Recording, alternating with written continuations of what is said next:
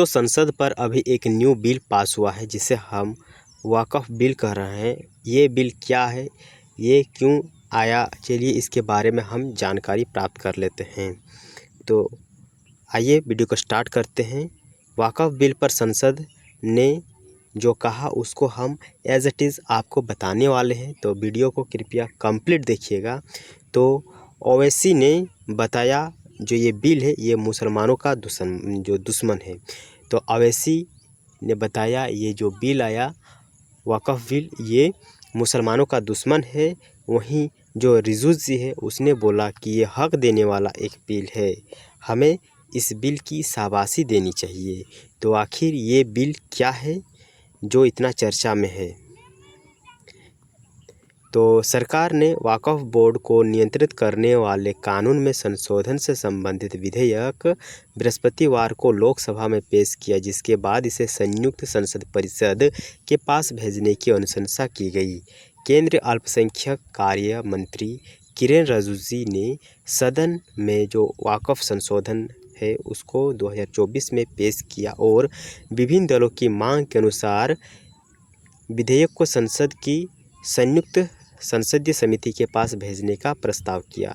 इस पर लोकसभा के जो अध्यक्ष हैं ओम बिरला, उन्होंने कहा, मैं सभी दलों के नेताओं से बात करके इस संयुक्त संसदीय समिति का गठन करूंगा।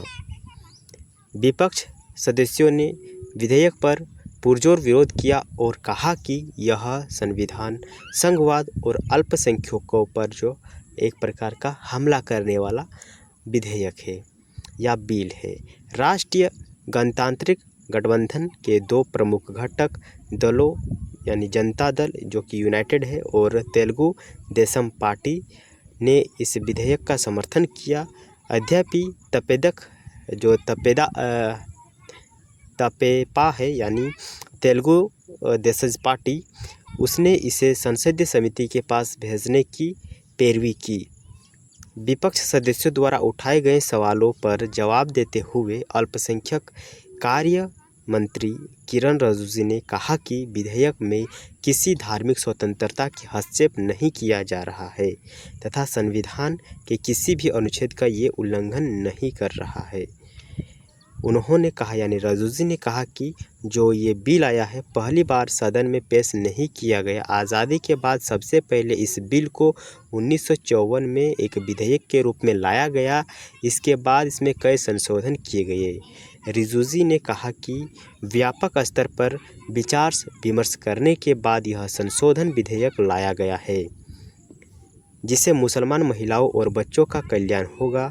उन्होंने कांग्रेस के नेतृत्व वाली संयुक्त प्रगतिशील गठबंधन सरकार के समय बनी सच्चर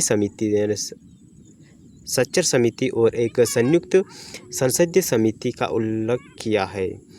कहा कि इसकी सिफारिश के आधार पर यह विधेयक लाया गया है।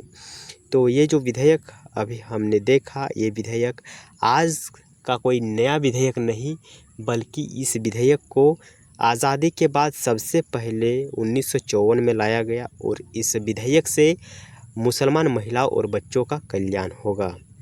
तो देखते हैं ये विधेयक पास हो पा रहा है कि नहीं।